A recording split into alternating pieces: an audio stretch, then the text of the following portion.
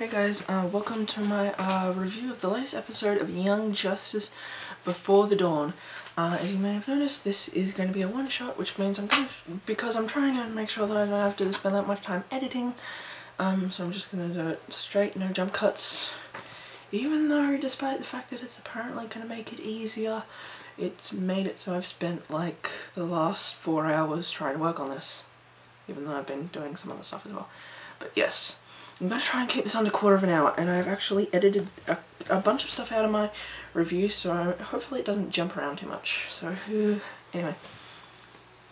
So, when we open on this episode, the first thing we see is we actually see Jaime doing a bit of what seems to be a flashback, where like the scarab just jumps onto his thing and like, forcibly creates the armor. I really like that kind of thing, because I like how, it's like a hallucination, but it kind of, says a bit about the character and the way that he perceives his relationship with the scarab.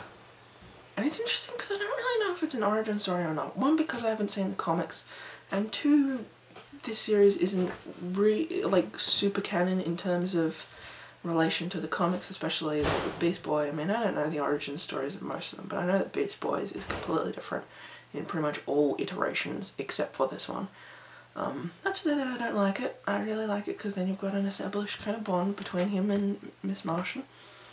And there's also a flashback later on, which I think is cool. You don't really see anything, but I kind of just like stuff like that. I told you my thing was going to be garbled. I've got like stuff from all over the place. One of the good things about this episode is we see a couple of mysteries being solved. So the first one that we see is the Light's partner. And I'll be honest, this isn't really that much of a really good mystery. I mean, for example, in the first one we had Who is the Mole?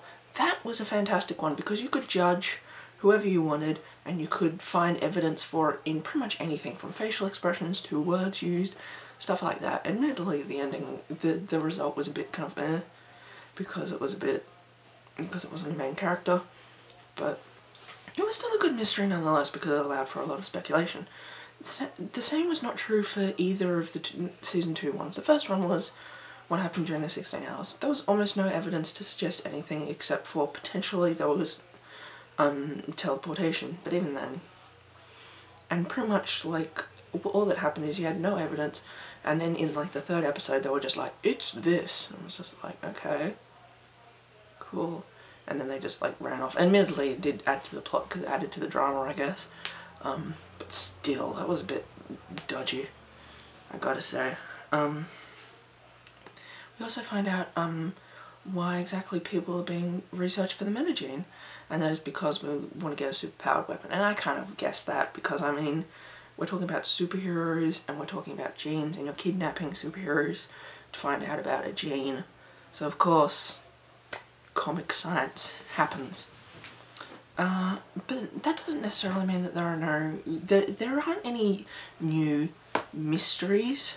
But there are still a lot of unanswered questions, and what I mean by this is there are mysteries that are kind of established mysteries that they keep going back to and they go through a lot of investigating to solve, such as the ones I mentioned, and then there are unanswered questions, like stuff that we don't know why something's happened, but it's not really established as a cause of concern for the team.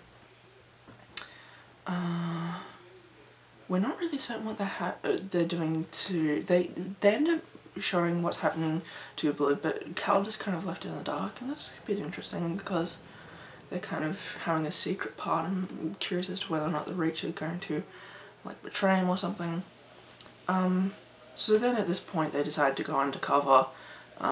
Tim and Barbara Gordon, they go amongst the group that are being researched, and they're taken to the lab, and that happens. We do see a bit of what happens with Jaime, and they're talking about the scarab, and they're talking about, ooh, we have to reset it, and ooh, we have to put it into a different host, but one way or another, by the sound of things, it's going to end up killing Jaime, which I find interesting. The thing I really like is the possible heroes kind of aspect, because we see Stephanie Brown in the group of people that Tim and Barbara like hide in to get into it. But there are tons of other people, and considering that they're researching the metagene, that probably means that either they have it, and they have superpowers, or that they're going to exhibit them. And I really like the idea of that, because then you could have some more heroes coming into the team. I know what you're thinking though. Why would you want to do that? Because we've got tons of characters that haven't been developed. I like the idea of having a couple in the team, because then we'll actually get like a legit origin story. I know that kind of happened with Beast Boy, but in terms of it, he had the thing that received the powers, but we never saw him first exhibiting, first being taken in by the team. You didn't see that. Oh, that really crushed me.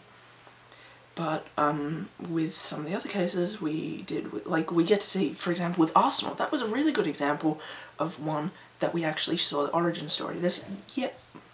At this point in time, nothing really has happened with this new character though, especially given that he's been given the arm, which is probably going to be his pretty much going to be his superpower, like his mechanical superpower. Because he doesn't have, like, he's really awesome just with one arm, but like with freaking mechanical Full Metal Alchemist auto mail arm, oh, that's gonna be awesome. I'm seriously waiting for when they actually end up using him as a character. And also, one of the people looked like Static, like Virgil Hawk and Static. I was very excited. So what happens is, Miss M comes in and she rescues Beast Boy and Impulse, who are being tortured. I'm gonna cry, they're two of my favourite characters. And she ends up seeing Aqualad and being like, you murderer, and then does the whole lobotomy kind of thing that's being shown every so often. And in doing so, she learns the truth of the situation, in that Aqualad is in fact a double agent, and Artemis is a live pose, who is Tigress. And Tigress comes in and she's like, McCann, what have you done? And I love this with Miss M, because we haven't really seen her as an aggressive, as a ferocious, as a vicious kind of character. Like many of the other characters would have had some point where they're just angry, or they're sad or depressed. With the exception of Aqualad, he's kind of boring. But I mean, Kid Flash has had points in time where he's ruined everything. There have been, Superboy obviously gets mad all the time. Obviously Miss M has been sad at some points, especially after the fact that she's a white Martian and stuff like that.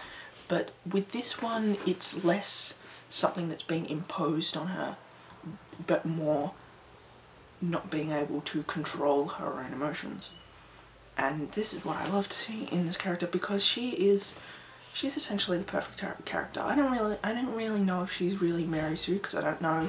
I want to see kind of examples of what a Mary Sue is, but I see her as a Rachel Berry, which probably is a Mary Sue anyway, in that she is a character that's perfect in many ways, and she's got the perfect relationship. And when I say the perfect relationship, it's one of those ones that are cheesy, that are obvious, and no matter what is happening in the plot, you know they're going to end up together. And as a result, there isn't really much drama, and I don't really see them as an interesting character. But this is a very good circumstance in which Miss Martian shines, because she's being vicious and she's being outside of her regular personality for a bit. And I mean, there have been touches of, does she have grey morality in terms of lobotomy, but that hasn't really been exercised as a plot point, and it really hasn't been utilised in action, with the exception of the Krolatian being knocked out. The other thing that's interesting in this is Aqualad injured? I don't really think that he's really that badly injured. The fandom seems to think that he is, and Beast Boy seems to somewhat think that he is, but I don't really think it is, because I mean, the Krolatian, he was like drooling, and then he like slumped his head and everything, and whereas he just gets like a bit kind of feeble, I guess, like physically. And everyone like on the fandom's just like, oh my god, Aqualad's been injured, what's gonna happen now, oh my god, Artemis is gonna be found out and killed. Calm down. That might happen, but calm down. Okay, sorry, I need to take all these pauses. What's also touched on, when Impulse is released, he goes out and finds Jaime, and there is a flash forward to the future that was outlined in Bloodlines, with like all the ash falling from the sky, and it's all really depressing and everything's destroyed. Now this, in this one, we see that Blue Beetle has become the supervillain that's like lording it over everyone. And admittedly part of me wants to say no, that's not him. One, because he's an awesome character and I don't think he'd do that. And two, because of all the mentions of, oh, we want to transfer the scarab to another host and it's going to help kill Jaime. Admittedly, it's still kind of depressing Jaime getting killed, but I'd rather Jaime being the person that gets killed to the person that becomes the Blue Beetle. The other thing that I'm really interested in this is, what does it mean for Supersonic? I personally think it makes it good in many ways, because I'll be honest, Supersonic is one of my favourite ships. I don't ship it in the they're gonna hug and make out with each other, yowie crap stuff. No, I'm not like kid flashing this, but I reckon it's really good that they've got a bit of a friendship kind of thing. Like, they have ships like relationships, but now they've got a friendship. I mean, they did that with the other ones, but I think this is a really good established one. Because there was one, I guess, established between McGann and Artemis. But some of the other ones are kind of, they're kind of good friends. And I guess it's kind of good because even though it'd be good to have all the team together, if nothing else, if you can have a couple of people in, being friends with each other, it's better than nothing. But the question I have is, what does it mean for Supersonic? In some ways I think it makes it better, because when you think about it, he came back in time to see him, but in another way it also makes it kind of weird and probably a bit imposed on Jaime, because Bart is doing it. It's unclear whether he's doing it as a friend or simply to avoid the future. Like, he obviously wants to stop the future, but that future from occurring. But I mean, whether or not he's doing it to truly be a friend, I don't know. Does he do it because he cares about Jaime and doesn't want him to become a villain, or simply because he doesn't want that future to occur? I don't know. We then have the Beetle versus Beetle battle. This is an awesome battle. And I also really like Black Beetle, actually. He's a pretty cool villain. He's definitely villainous. And I don't know what I like about him, but he's a little bit creepy. He's kind of like Lex Luthor, but Lex Luthor does it all the time, whereas this guy, he's got the power to back it up, as opposed to just like the fancy machines. Which, I mean, technically I guess that still works because the armor is a machine, but I mean in terms of with Lex Luthor, basically he has bomb shelters, whereas this guy is the bomb shelter. So I really like him. I hate seeing him beat up one of the heroes, but I absolutely love when he's just like, I'll put you halfway, the hard way. That is really cool. And I also like that he refers to himself as Blue's big brother. And this is a fantastic fight. The reason is because in quite a lot of fights, for example in Shonen, it's just fighting for the sake of fighting. And it's taken to extremes. Like, I mean, they've been KO'd, they're dead and they're buried, and then they're just like, no way! Whereas this one, it's a bit more abrupt, they are physically pulled away from each other. And what's also good is its plot and character development, because we see this is what Blue might end up being in the future, and he's almost fighting himself. And that's what I think is really powerful about this one. Following that, Lagoon Boy is useful for something. I actually put a thing, Lagoon Boy is useful for something, and he saves Blue Beetle. I just wanted to say that because I fucking hate him. He is the biggest waste of space. Oh, I hate him.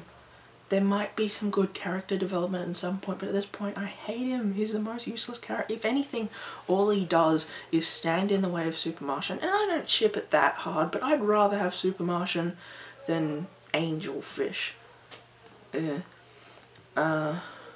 And the last three things, I'm actually almost finished.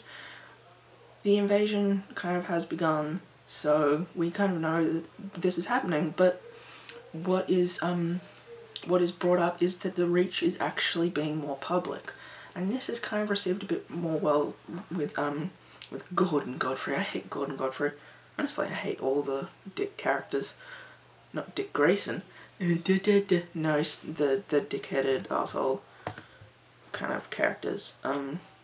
The Reach reaches out, extends their reach. Get it? Because of puns. And also there is the kind of final shot, just like in the trench, with all the crazy alien things hiding there. And yeah, it's kind of obvious where this is going. But it's good that they're hinting at that. Like, I mean, I don't want anything to be super obvious, because I imagine they're going to do different things in the meantime. Like, I'm imagining there might be 1 or 2 filler episodes. Maybe we'll get to see Arsenal again. I don't know. One way or another, I'm looking forward to it, guys. So I don't really know if the next one's going to be coming out on iTunes, or if it's only just going to be this one. I guess when it comes to this, I'd love to be able to say I'll definitely have one next week, and I will say if I have one next week, it will be one shot. But at this point, it's kind of a situation where we just have to cross our fingers and hope, as opposed to being able to know that it's going to happen. So yeah, keep your fingers crossed, stay whelmed and or asterisk, and I will see you next week, where we will be watching, I don't know what the next one's called, I think it's called Cornered. So I will see you later, guys, and I'm still looking for the thing. Is it up here? No, maybe, it's maybe, no, maybe. Come on. Cornered. Next week, if it's on. Stay asterisk, guys.